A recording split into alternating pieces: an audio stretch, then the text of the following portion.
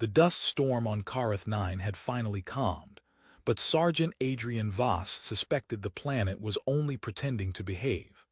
Every rock on that miserable world seemed sharp enough to cut through boots, armor, and possibly personal dignity. He leaned against a cracked ridge of basalt, breathing slowly through the cracked filter of his combat helmet, while red dust crawled across the landscape like a lazy ocean. Somewhere behind him, the last echoes of the firefight faded into silence. Adrian checked the hole in his suit again. The metal plating had been punched inward by a Velrathi patrol drone, and the wound beneath it looked inconvenient. Blood soaked the inner fabric while the suit's emergency systems tried desperately to seal the damage. "Well," he muttered to himself, glancing down at the injury, "that's not ideal." The tactical display inside his visor blinked weakly. His squad's signals were gone.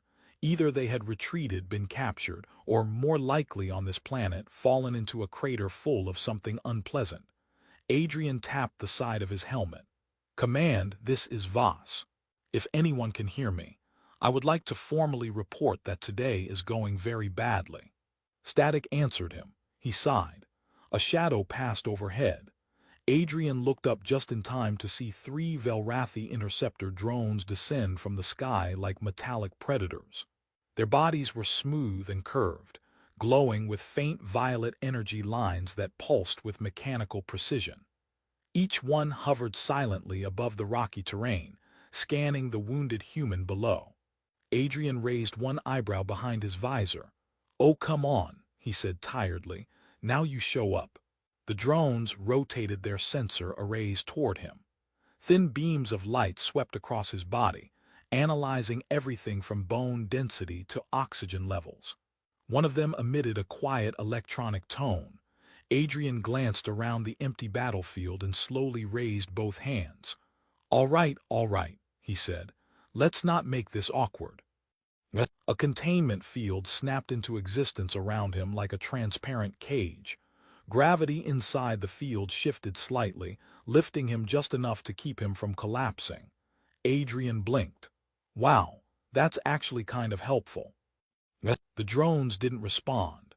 They simply lifted him off the ground and carried him upward through the dusty sky.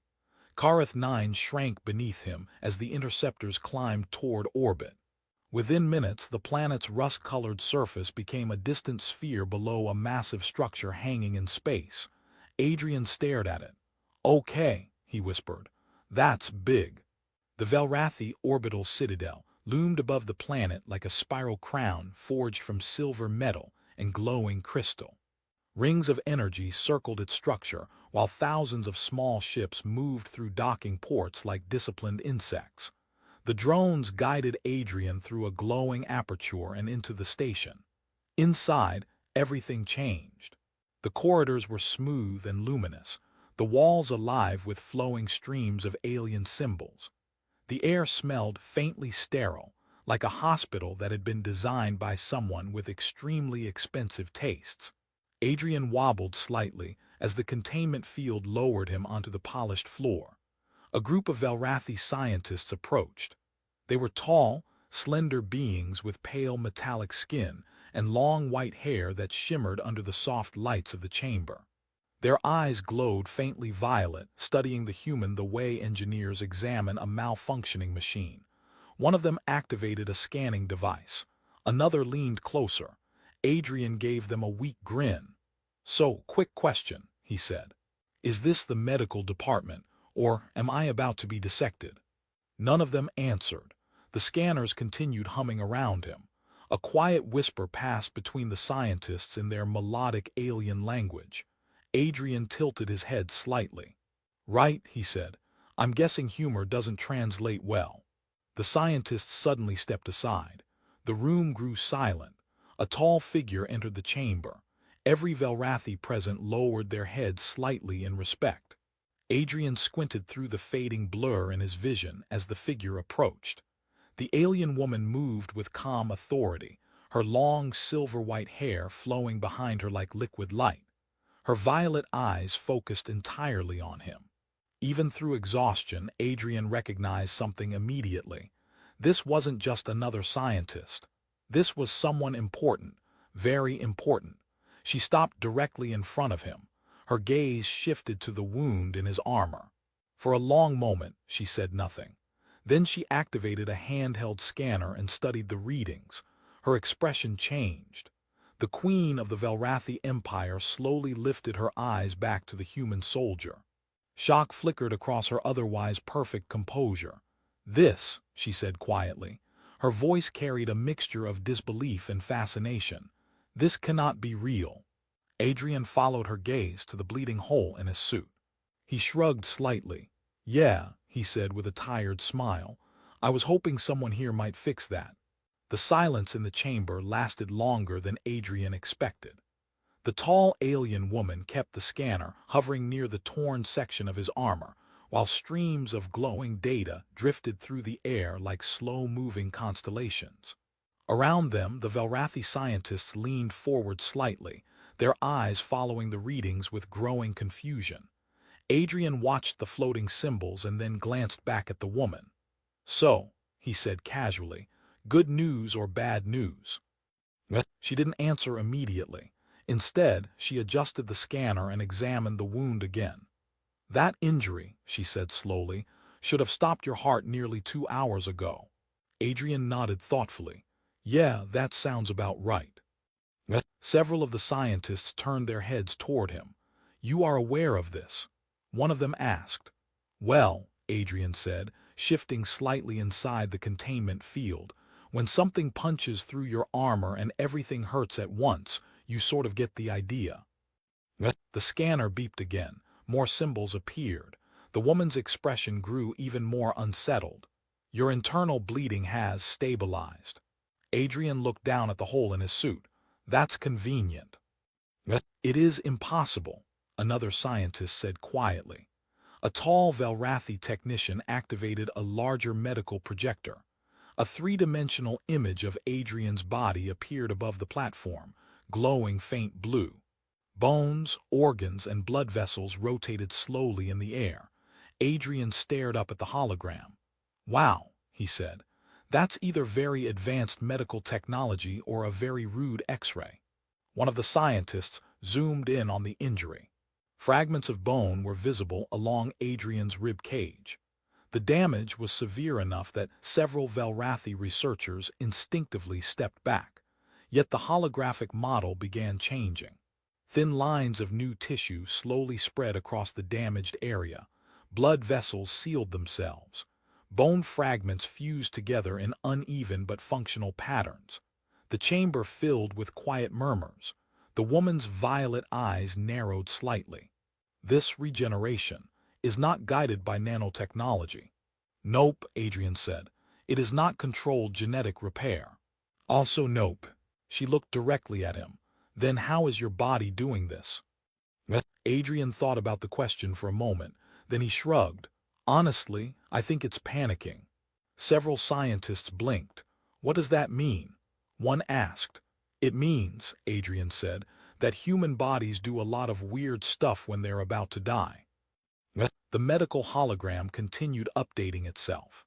New tissue growth appeared along the damaged rib while internal bleeding slowed dramatically. A Velrathi bioengineer whispered something in disbelief. "This violates predictive biology."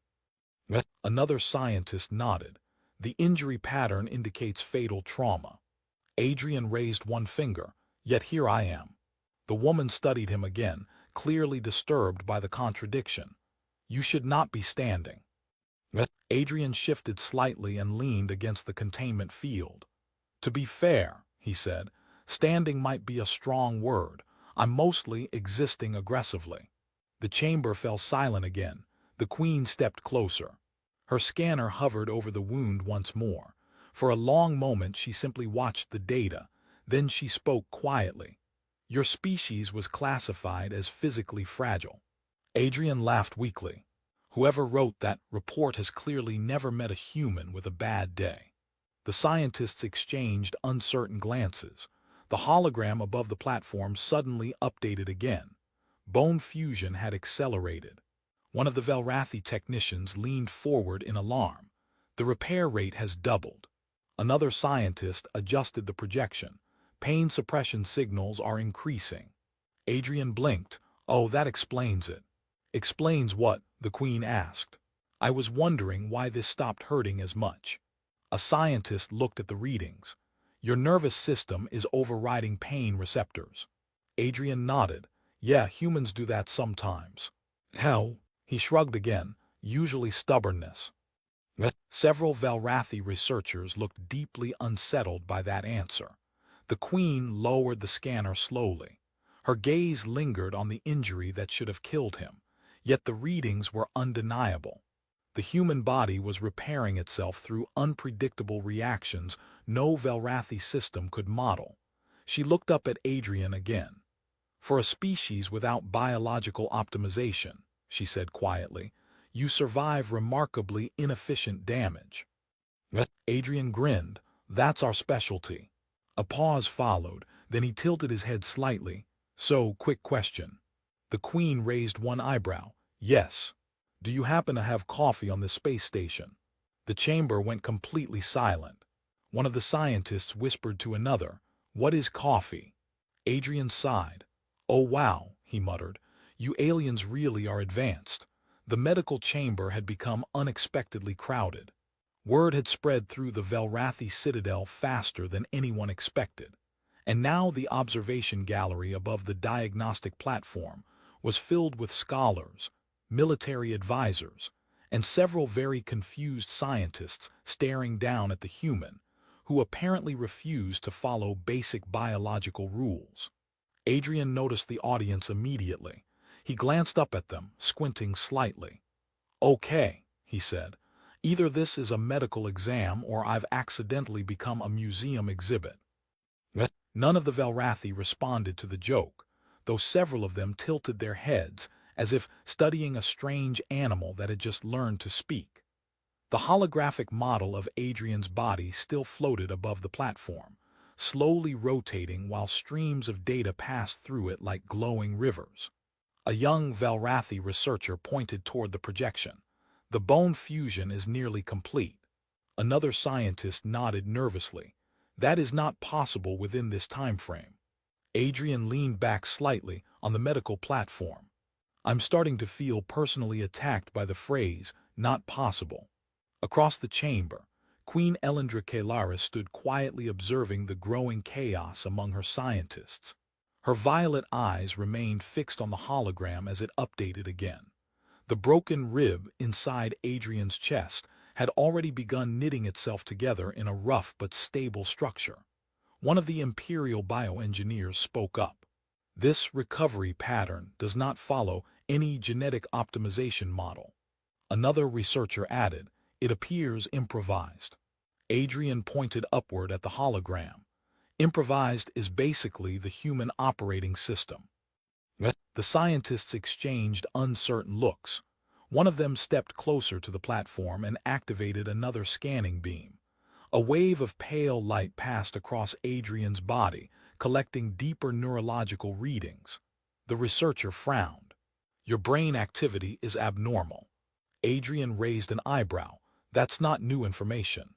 Your nervous system is suppressing trauma signals beyond safe limits. Yeah, Adrian said. We do that when we're busy. The researcher hesitated. Busy with what? Adrian gestured vaguely toward the ceiling. Usually surviving. Several Valrathi scholars began whispering among themselves.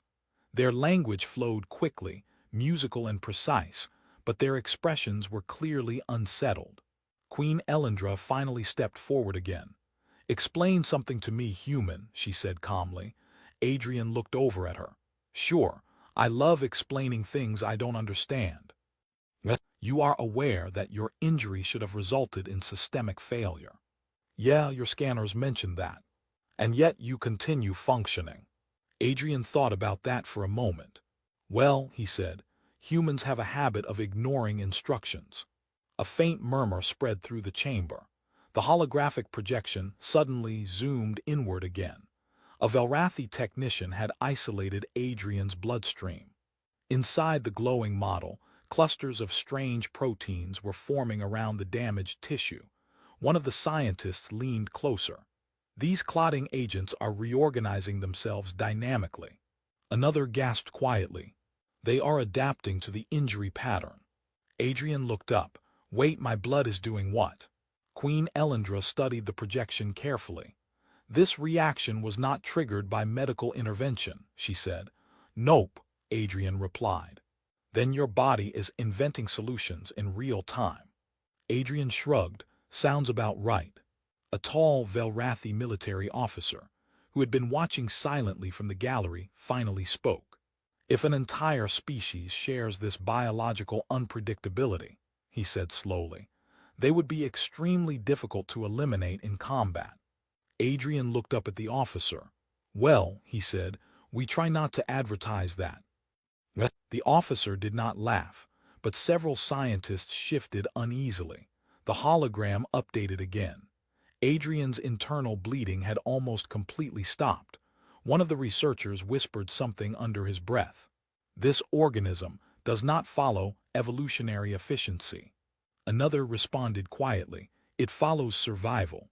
Adrian smiled slightly. Finally someone gets it. Queen Elendra continued studying him in silence. Her mind moved through possibilities faster than the data streams around her. The Velrathi Empire had always believed perfection created strength. Humans appeared to contradict that belief completely. They were inefficient, chaotic, biologically messy, and yet they refused to die when logic said they should. Elendra looked directly at Adrian again. Tell me something honestly, she said. Sure. How are you still conscious? Adrian blinked slowly. He looked down at the slowly closing wound in his armor. Then he looked back at her. Honestly. Yes. He smiled tiredly. I'm pretty sure my body forgot it was supposed to die. The chamber fell silent. Then Adrian rubbed the back of his neck and added casually. Also, I'm really stubborn. By the time the Velrathi medical systems finished their scans, the entire chamber felt less like a laboratory and more like a courtroom where reality itself was on trial. The holographic model above Adrian had stabilized, the violent red flashes of trauma slowly fading into calm blue patterns that suggested something none of the imperial scientists wanted to say out loud. The human was recovering. Adrian sat on the edge of the medical platform, rolling his shoulders slightly as if testing whether the pain was still there. Huh, he muttered. That's actually better. A Velrathi researcher nearly dropped the scanning tablet in his hands. Better. Adrian nodded. Yeah, still hurts a bit, but now it's the normal kind of pain, not the well this is how I die kind. Several scientists whispered anxiously among themselves. The hologram rotated again. The once broken rib had fused enough that the structural readings were now stable. Internal bleeding had sealed. Neural stress signals were dropping rapidly. One of the researchers turned toward Queen Elendra. Your Majesty, the recovery process is nearing completion. The officer in the observation gallery folded his arms. That is impossible. Adrian raised a finger. I feel like we've covered that word already. The chamber grew quiet again. Queen Elendra stepped closer to him, her eyes scanning the data one last time before the projection faded away completely. The air suddenly felt less tense without the glowing evidence floating above them. For a moment she simply studied the human soldier standing in front of her. You were supposed to die, she said calmly. Adrian nodded. Yeah, I heard that a lot today. And yet you did not. He rubbed the back of his neck. Well, humans have a long tradition of disappointing statistics. One of the scientists whispered something about biological chaos to a colleague. Elendra ignored them. What drives your species to survive injuries like this? She asked. Adrian thought about the question more seriously this time. He glanced around the chamber, at the confused scientists, the curious observers, the alien queen trying to understand something her civilization had never encountered. Then he shrugged slightly. Honestly, we just don't quit. That is not a scientific explanation. No, Adrian admitted, but it works. The queen considered that answer longer than anyone expected. Behind her, the Velrathi advisors were already debating quietly. Some of them looked worried. Others looked fascinated. Adrian noticed. Am I causing a diplomatic incident? The military officer spoke from the gallery. You are causing a reevaluation of several biological doctrines. Adrian winced. Wow, sorry about that. Elendra's gaze returned to him. Your species was classified as physically fragile. Yeah, Adrian said.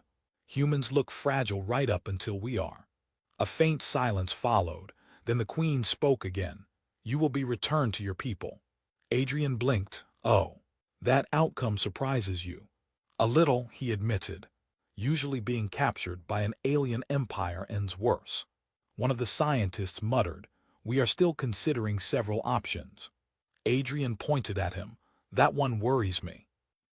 For the first time since entering the chamber, something almost like amusement flickered across Elendra's expression.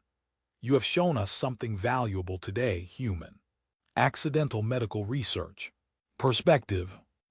She turned slightly toward the observation window where the stars stretched endlessly beyond the station. The Velrathi perfected themselves through control, she said. Every variable measured, every weakness removed. Adrian followed her gaze. Sounds efficient. It also made us predictable. He considered that. Yeah, humans are definitely not that. The queen nodded slowly. That is now very clear. Another pause filled the chamber. Adrian straightened slightly, realizing something he hadn't expected when the day began on that dusty battlefield below. He had walked into the citadel as a wounded prisoner. But somehow, by simply surviving, he had changed how an entire empire looked at humanity. That was a strange responsibility. Adrian glanced back at Elendra. So, hypothetically, he said, if humans ever visit again, maybe we skip the whole near-death medical experiment part. The queen looked at him. For a moment, her expression remained perfectly composed. Then unexpectedly she laughed softly. It was a quiet sound, but it echoed through the chamber like something new. Perhaps, she said. Adrian smiled. Good, because next time I'd really like that coffee. And somewhere